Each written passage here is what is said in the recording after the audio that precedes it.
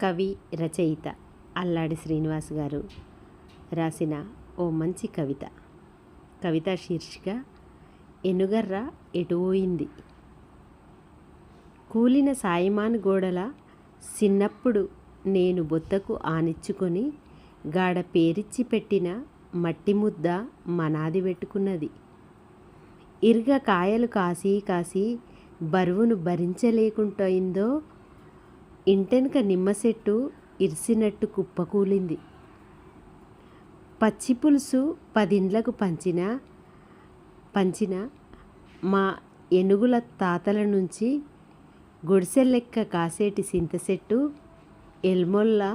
ఎల్మోళ్ళు బల్మీటికి ఎములై సూత్తే ఏర్లు సుతం కనబడకుంట మాయమైంది. గూనపెంక సదిరిపియని మా ఇంట్ల కప్పునంకున్న చీద్రంలకెళ్ళి సూరీడేసిన బాణం తీరుగా సొచ్చుకొచ్చిన ఎండపొడ మెడను తాకి సుర్రుమన్నది. దినాం ఎందరినో పామరంతోటి లోపట్లకు పిలుచుకున్న మా పెద్దర్వాజా సిన్నబోయింది.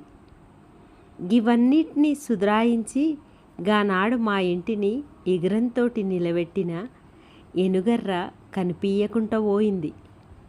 ఈడ దూలాలు, వాసాలు, పెండెలు, పబ్బులను ఎడతెగని దుఃఖంలో ముంచి. ధన్యవాదాలు.